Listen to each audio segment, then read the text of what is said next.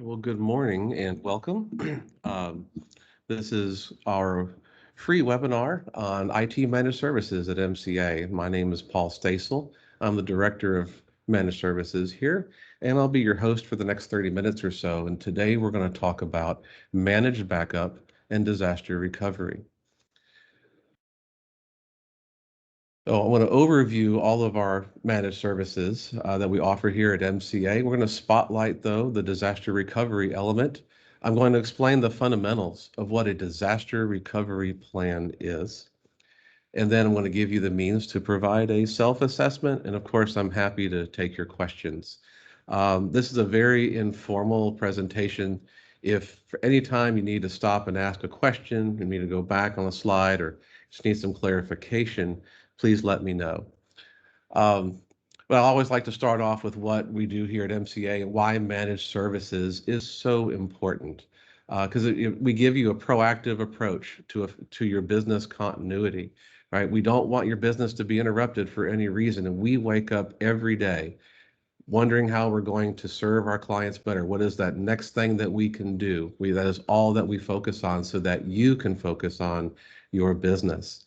You'll also have on-demand access to subject matter experts, and we can provide scalability for any projects, large or small. If we need to start small and kind of scale up over time as budget and time allows, then that's something that we can certainly do here within managed services. And where my heart probably beats the closest, it's in security and disaster recovery services. And we'll obviously talk about that a little bit more shortly. But whereas a lot of managed services providers have managed security and disaster recovery services, MCA is a little unique because we also have an incident response team. We're going to help you respond and remediate should a crisis hit. We'll be there to kind of help pick up the pieces and get you all back to normal as soon as possible. With our integrated help desk, you're always going to get faster solutions.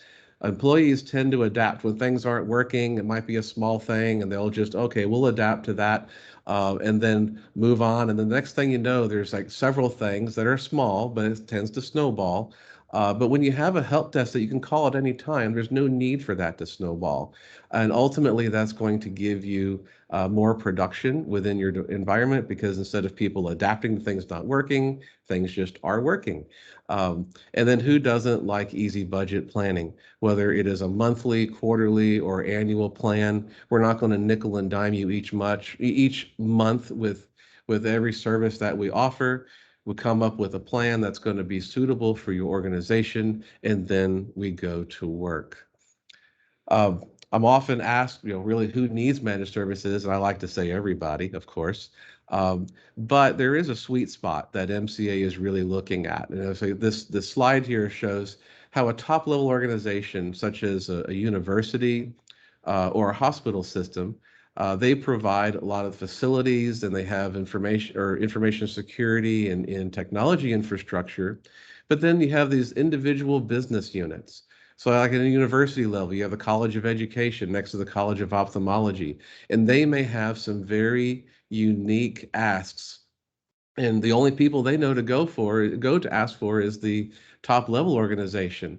And many times they're not able to provide those kinds of services, those specialized services. And then the question is, who's going to pay for it? So MCA likes to come right there in the middle. We want to listen to the pain points of these business organizations and then develop solutions that work for them. So within our managed service offerings here, of course, we have we're a managed security services provider, which is a subset of this big umbrella of managed services, including an incident response team. And then today's topic is on managed backup and disaster recovery. But we also can help you with those cloud products, whether you're using an online storage with Amazon Web Services or Microsoft Azure.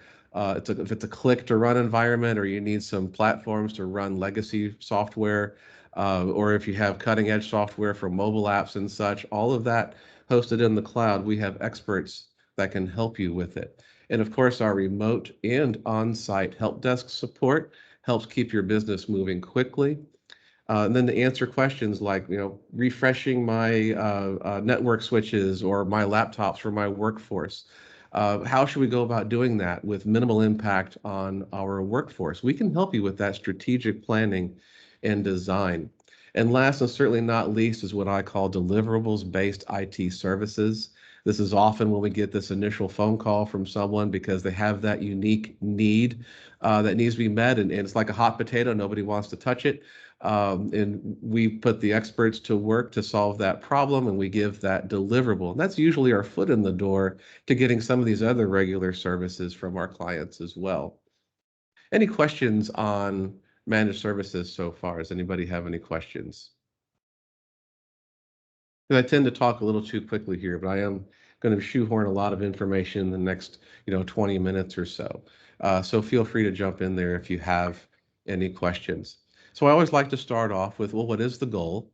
All right, anytime we're talking about data protection or cybersecurity, there is a particular goal in mind. We have our triad of data protection and security, CIA for short, and that stands for confidentiality, integrity, and accessibility. And we can see with this graphic, it's precariously balanced on the data protection information security departments.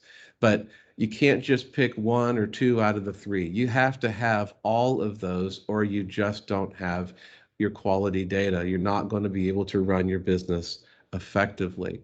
So data protection, information security is important every step of the way in managed services here at MCA. Now, let me ask a question. What would happen if your business encountered an event that prevented access to your technology and your data? Right? What potential disasters are out there that could do that? Well, there could be like a building fire, right? Or some sort of weather damage. When there could be acts of war or terrorism in a particular area, or most recently, a global pandemic. Human error. Someone may have pulled a fire alarm, tripped over a cord, or wrote some bad code that could have caused a network outage. And most recently added to the categories are cyber attacks. Ransomware or even a phishing attack could bring down an entire organization, at least for several minutes, hours, potentially days, depending upon what it takes to recover. And when that happens, are you going to be able to interact with your customers? Are they going to be able to still get the services or goods that you offer? What about the livelihood of your employees, people that are entrusting you to protect this business so that they have a job to go to every day? And when a crisis is over, are you going to be able to recover and return to normal? Should really consider the cost of downtime. And this often gets people a little off guard. If I asked you per minute, what does it cost if your company is down? You might have an answer, but Gardner says that average is going to be somewhere around $5,600 per minute.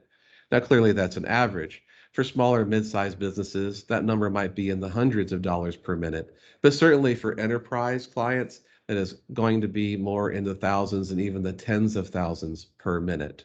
If you get out a calculator, it adds up really quickly. You can ask Apple when they had an outage at one of their stores for about 12 hours. That translated to a $25 million loss. And I don't know if you remember back in October where Facebook, Instagram, and WhatsApp were down for just 6 hours. But it was also, during the day here, at least in the States for most of us, that was nearly $6 billion in loss.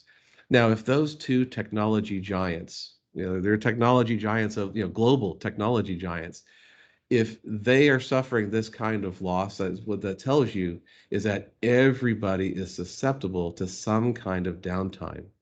It's not a matter of if, but when downtime is going to occur, and what are you ready? Are you ready to are you prepared for it in such a way where you can mitigate your loss?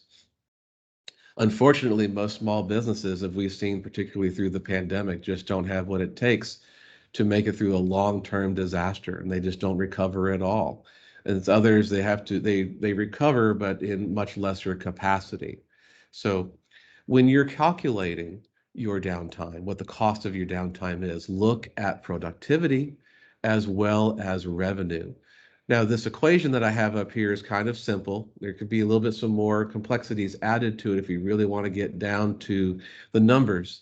But in short, if you take how many employees that would be affected by a particular loss and you multiply that by the average cost of your payroll liability per hour, and then multiply that by the number of hours of being down, that is going to be what your loss is from a productivity standpoint. Now, I know that the Apple Store outage mentioned above here, $25 million loss, that was just a productivity loss. That actually was not, the revenue was not figured, lost revenue was not figured into that equation from that reference that I pulled. But revenue is something that you also should include on your numbers here so you get a full picture. So you take your gross annual revenue, and you divide that by the number of business hours that you work in a year and multiply that by the downtime. And there you have a pretty good thumbnail for what your revenue loss is going to be. And the number one reason why networks have any downtime at all is due to human error.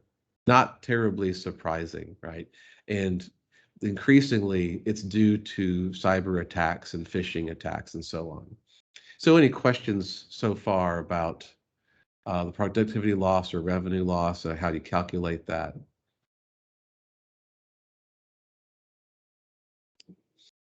Okay, so I'm going to move on here.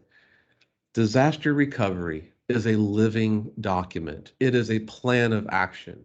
It is it is something that allows you to take an event that potentially will disrupt your business. You implement the action in such a way to where your business can keep going, and you minimize loss of time and revenue. And that's really what a disaster recovery plan is. Now, a disaster recovery plan should not be considered your business continuity plan, right? The business continuity plan would also include what your insurance policies are. Maybe you have business interruption insurance, maybe you have cyber protection insurance. That is all part of your business continuity plan, but a disaster recovery plan is also something that is a significant part of that. When we speak about disaster recovery, there are two principles that you should always keep in mind. We have recovery point objective and the recovery time objective. Recovery point is that data point that you can most recently obtain where you know your data is good.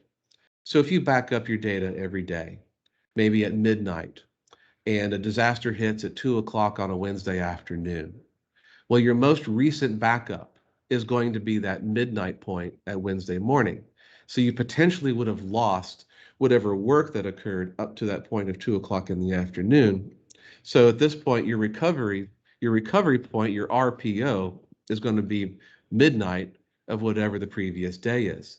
Now, that may not be your objective. You might say, oh, wait a minute, that's not good. I don't want to lose a day's work. All right. So you have to determine what your objective is going to be. What is the acceptable loss for your company? Are you okay with losing an hour's worth of work or 15 minutes? Or do you think a day's work is okay to recoup from? Only you can really make that decision. And the recovery time objective is how long it takes from the moment of impact of that business disruption event until you can resume some type of operation, whether it's in an emergency mode or back to normal. So how long does it take for me to get back up and running again after my business has been interrupted? Now, these two concepts are very important. So if you need any clarification, please speak up. I'd be happy to expound on it further. All right. So moving along, there are 6 steps that are involved in a successful disaster recovery plan. The first thing you have to do is inventory all the assets in your organization. This is going to be your data, your devices, your software applications, and your people. All of the assets that you have are going to fall in one of those 4 buckets. And then you have to determine which one of those assets must have the highest availability. For example, you may find that over a short period of time, that it's okay for sales and marketing to not be actively logged in and working, but your bookkeeper or your CFO needs to have the ability to run payroll or deposit checks that are received. All right, that is something that you have to determine as what is going to be high availability. And then you have to determine the objectives for your recovery point and your recovery time. Is last night's backup good enough? Or do I need to be more instantaneous? Do I need it to be the point to where when that interruption event occurs, that I'm up and running again inside of 5 minutes on an alternate site, like in the cloud? Only you can make that determination, but figure out what your minimum standards are going to be for your RPO and RTO. And remember that this is a multi-scenario process. We have to document every possible scenario out there, whether it is a structure fire, or if you're going to ride out a storm for a few days, or a cyber attack, what have you. All of those scenarios need to be documented. And then within your organization, you have to assign specific responsibilities. During a crisis, people are going to be wearing different hats. They're going to be in charge of implementing the disaster recovery plan for whatever that scenario is. And awareness training needs to be done for all of the stakeholders. Anybody that's going to be involved in the disaster recovery plan needs to have awareness training. And then nothing works unless you test and drill periodically in order to measure success. And this is where most businesses fail in their disaster recovery plan. There just simply isn't the time. You all are too focused on growing your business and doing all of the things in production that need to be done to take precious time out of the day to do this awareness training and to test and drill periodically to ensure that your disaster plan works. So subsequently, that disaster plan sits on the shelf. It might be something that gets done once a year, which is better than nothing. But then if it isn't getting pushed out to the field where people know what to do with it, and it's probably not going to be successful when a crisis actually hits.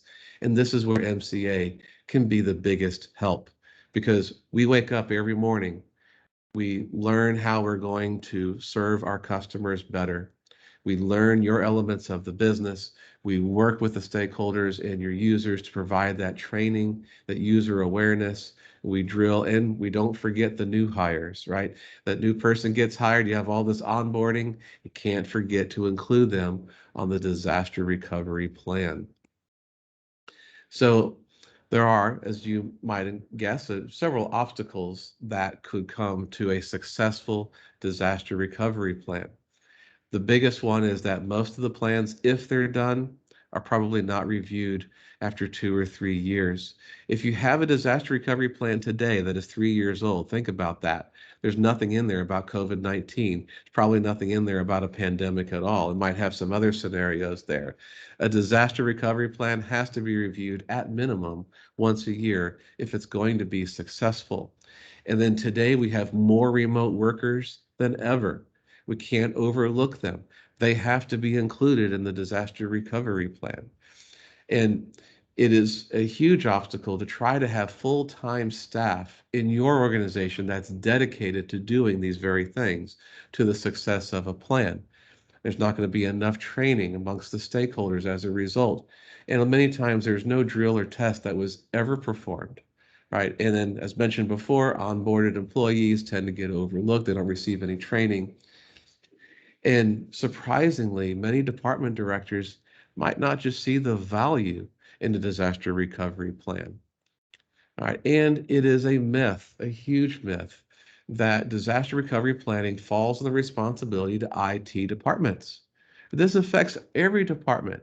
Suppose you're a hospital and you're riding out a storm for a few days. Well, your housekeeping and your cafeteria folks are going to be just as important as your on-site caregivers, your doctors, your nurses, and so on. So you have to include all of the departments in your disaster recovery plan. So in a self-assessment to see where you don't need to determine whether or not you need a plan, but you kind of need some direction in how to implement that plan. So ask yourself again, using those equations that I provided a few slides ago, what is the cost of downtime? And what are the most likely threats that I'm going to be facing? I mean, if you live in Southeast Texas, you definitely need a hurricane plan. And you might put that in front of something else, such as maybe a structure fire or whatever. If you're going to be scaling this out, you're going to develop your plan a little at a time, you might want to start with the most probable disasters first and then work your way across. Again, what are your most critical operations? Who just can't be down? Who must have access right away? And then what are your modes of operation? I mean, if the internet is down, you're going to have different ways of communicating with your workforce to make sure they know what plan to implement. And then this right here with data backup, um, this is so important, and a lot of people are not doing it right. Maybe you've got a data backup plan, or you've set something up on iDrive or FileBank or some way where it's kind of like you set it and it's backing up your data to the cloud. But then what about on-site redundancy? What happens if you lose connectivity to the cloud? You essentially have to have your data in three separate places, or you don't have your data. And that is a critical part of a disaster recovery plan because most of the time when a disaster hits, well, say at least 50% of the time, you're going to be looking at recovering from a backup somehow. And then when was the last time you tested a disaster recovery plan or you found yourself in a scenario when you didn't have one and then you turned out needing one, right? You end up scrambling for it. All right. And has the idea of a disaster recovery plan even been discussed with someone in the executive department? We have to get buy-in from the top level in order for this to work. MCA can help you with every step of the way on this. Not only is disaster recovery part of our premier package, all-inclusive package, but we could price it out separately. If you need it quoted, but maybe you don't need a help desk today, and all you really want is some help with a disaster recovery, we can sit down with you, we can do the inventory, we can interview the stakeholders. We'll ensure that you have a good plan in place, and then we can come back later with some of those other things and fill in as needed. But this is absolutely going to save you money. It doesn't make sense to employ the full-time people in order to prepare for something when all probability we don't know when or if it's going to happen, right? And you would prefer, I would think, to hire people that's going to grow your business and let MCA do that extra work to ensure that your business keeps going when a crisis hits. We have that expert support. We have the ability to scale things up as needed. If you want to start at a smaller part of the organization and then get it later on to where the rest of the organization is covered, we absolutely can do that. And we're going to be there every step of the way. And oftentimes we'll automatically implement a disaster recovery plan even before you're aware that there's a potential disaster out there.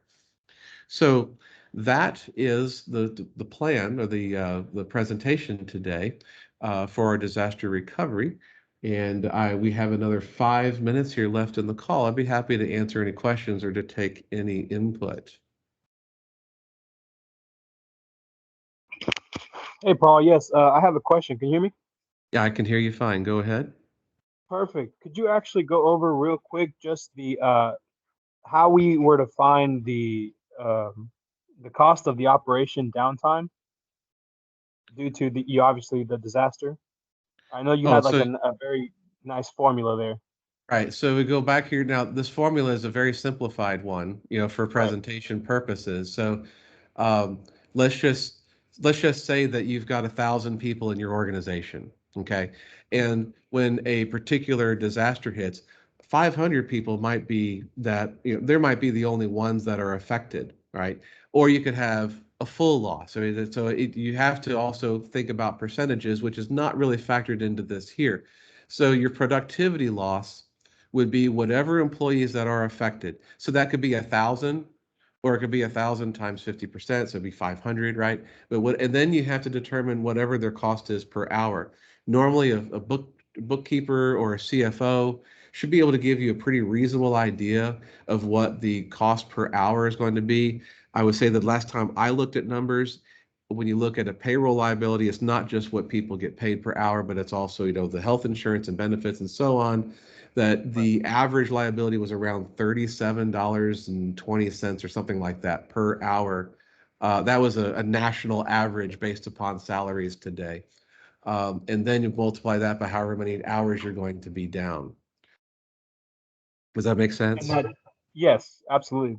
And the downtime is kind of just an estimated, right? Well, yeah. So if you're trying to decide, for instance, well, how long can I afford to be down? You might plug in eight Right. hours because that's one day. I say, so one day is going to cost me this much. Do I have enough insurance to cover that? And will I also be able to recover, whatever trust that I might have lost during that downtime with my clients and so on? So all of those have to be taken into consideration. Gotcha. Okay, that was my only question, really. Okay, good. All right. Like, Thank you for asking. Are there any other questions? Okay, well, we go ahead and get back to this very last slide here because I just want to put my email back up on the screen. If you have any questions at all, I'm available through email very easily. paul.stoessel@mcacom.com. Please reach out to me if you have any questions or if you would like a consultation. It never costs to talk to me. I'll be happy to talk to you and help you get started off on the right foot with your disaster recovery plan. And thank you for joining us today.